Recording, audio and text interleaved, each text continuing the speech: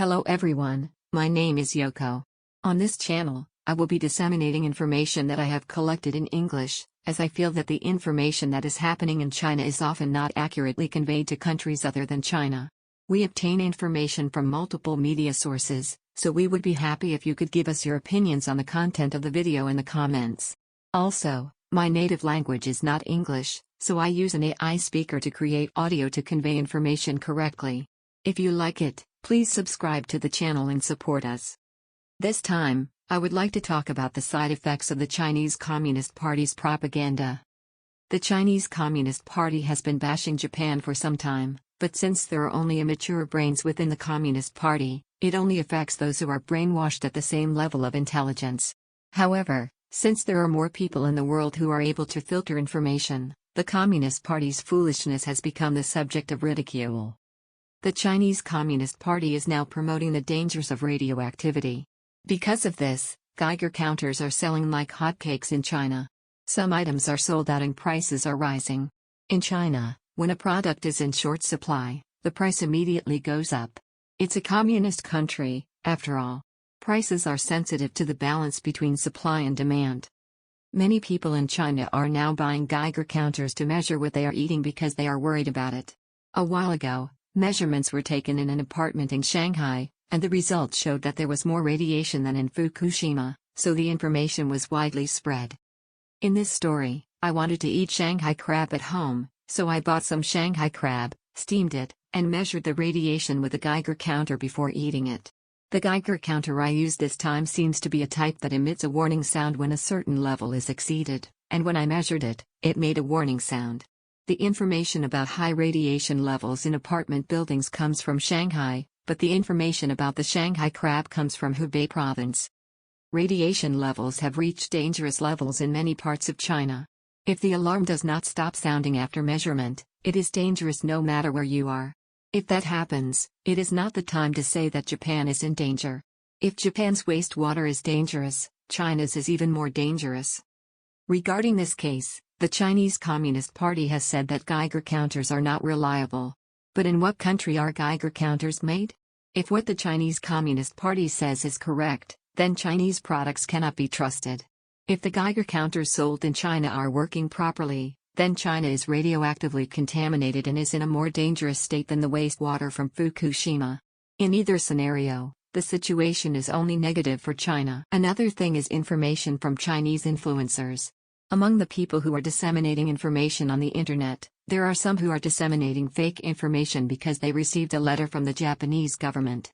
The contents were received by mail from the Japanese government. They received a letter from the Japanese government asking them to spread the word that Japan's wastewater is safe in exchange for a fee of $400 for every 100,000 accesses. However, there are influencers who are broadcasting that they have no intention of doing that.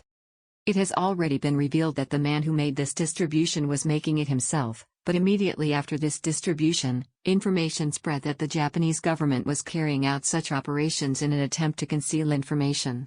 I think there are many Chinese people who still believe this. The problem is that there are a significant number of Chinese people who believe this kind of information.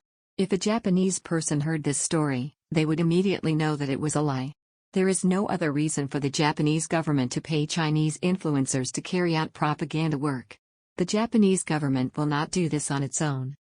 For example, the Japanese government may pay advertising agencies to carry out public relations activities, but there is no way the Japanese government would directly pay Chinese influencers to carry out sabotage activities. When Japanese people hear this, they immediately realize that it is strange. But the reason why Chinese people believe this is because the Chinese government regularly conducts sabotage activities. There's a company called Meta that operates Facebook. Meta announced that the Chinese authorities are using a large number of Facebook and Instagram accounts to manipulate information. Originally, the story was that China was buying and abusing a lot of accounts registered in Vietnam and Bangladesh, but these accounts were used to post a lot of posts that would improve China's image, as well as negative posts about the United States. I am doing this using my account. In other words, the Chinese Communist Party is conducting information operations using SNS. It seems that access to such accounts decreases around lunchtime and dinner time in China. The content announced by Meta this time is not surprising at all. For many years now, China has been using the internet to manipulate information. For example, a large number of Facebook accounts were used to interfere in Taiwan's elections. It is common knowledge in China that the government uses SNS to manipulate information. Therefore, when a story comes out that the Japanese government has asked influencers to carry out sabotage activities, there are many people who believe it. This represents what kind of country China is. Since the Chinese Communist Party is a dictatorship, it conducts various information operations to legitimize its rule. We put a lot of effort into information manipulation and information control.